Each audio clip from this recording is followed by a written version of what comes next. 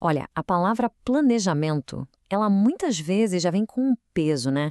Parece algo chato, burocrático, aquele monte de papel que a gente faz uma vez e depois, sinceramente, esquece na gaveta. Mas, e se um bom plano não fosse sobre papelada, mas sim sobre conquistar a liberdade de verdade? É exatamente isso que a gente vai desvendar hoje.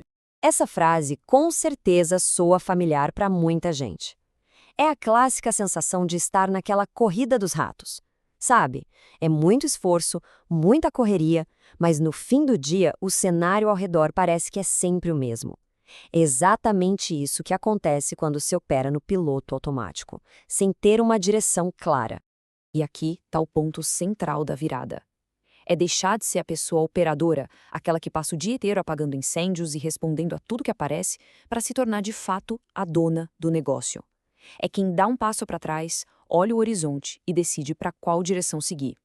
Essa mudança de mentalidade é o que separa um negócio que só sobrevive de um que realmente prospera. Isso nos leva então ao tal do planejamento estratégico. E olha, vamos esquecer os termos difíceis. No fim das contas, é simplesmente sobre isso aqui. A gente precisa reconhecer que nossa energia e nossos recursos são limitados, e aí escolher com inteligência onde aplicar tudo isso para gerar o resultado que realmente importa. Simples assim.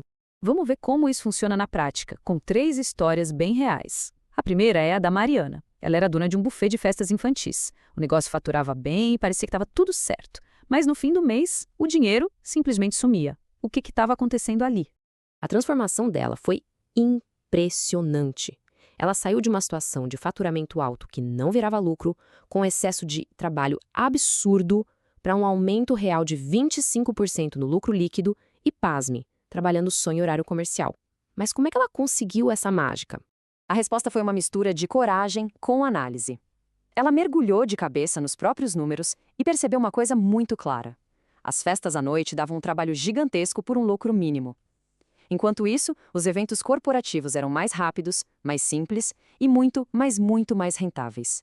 A estratégia dela foi super ousada: dizer não para um tipo de cliente para poder focar totalmente no cliente certo.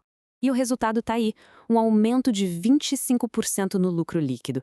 Esse número não veio de trabalhar mais horas, não. Veio de trabalhar de forma focada. Isso é estratégia em ação, na prática. Agora, a nossa segunda história é a da dona Sheila. Ela vendia marmitas e, gente, ela estava sendo simplesmente esmagada pela concorrência brutal de preços nos aplicativos de entrega. Uma situação que, infelizmente, muita gente conhece bem. E, de novo, o contraste do antes e depois é gigante. Ela trocou aquela instabilidade e a dependência total dos algoritmos por uma receita previsível, de R$ 15.000 por mês, com uma base de clientes fiéis. Ela simplesmente reconquistou a independência do próprio negócio. A jogada de mestre da Sheila foi sair completamente do campo de batalha. Ao invés de ficar ali brigando por centavos no aplicativo, ela criou o próprio sistema. Um modelo de assinatura recorrente focado num público que ninguém estava atendendo direito, os lojistas da região. Ela literalmente criou o próprio mercado. 120. E atenção, aqui não são 120 pedidos aleatórios, não. São 120 clientes fixos, recorrentes. Sabe o que isso significa? Estabilidade. E significa ter liberdade para poder planejar o futuro do negócio sem sustos. A nossa terceira e última história é a da Fernanda, e essa aqui é uma virada espetacular. Ela herdou uma sapataria de bairro, daquelas bem tradicionais, sabe? Que estavam simplesmente desaparecendo. O negócio dela estava morrendo. E o resultado? Bem, ela não só salvou o negócio, como o transformou em algo muito mais valioso. O faturamento triplicou e o valor médio de cada serviço saltou de R$ 30 para R$ 250. Como ela fez isso? O que ela fez foi simplesmente genial. Ela parou de competir por preço para consertar sapatos baratos e se reposicionou como uma especialista no mercado de altíssimo valor, o mercado de luxo. Ela não era mais a sapataria da Fê, ela passou a ser um ateliê de restauração. A percepção de valor mudou da água para o vinho. Olha só esse salto, de 30 para R$ 250 de ticket médio. Isso mostra o poder de encontrar um nicho que está carente e se posicionar como a melhor solução para ele, ao invés de ser só mais uma opção barata no meio da multidão. Então, a gente tem aqui 3 histórias incríveis, né? A da Mariana, da Sheila e da Fernanda. Negócios completamente diferentes, com desafios diferentes, mas o sucesso de todas elas veio exatamente da mesma fonte. O que é que liga essas 3 histórias? A resposta está nesses 3 pilares aqui.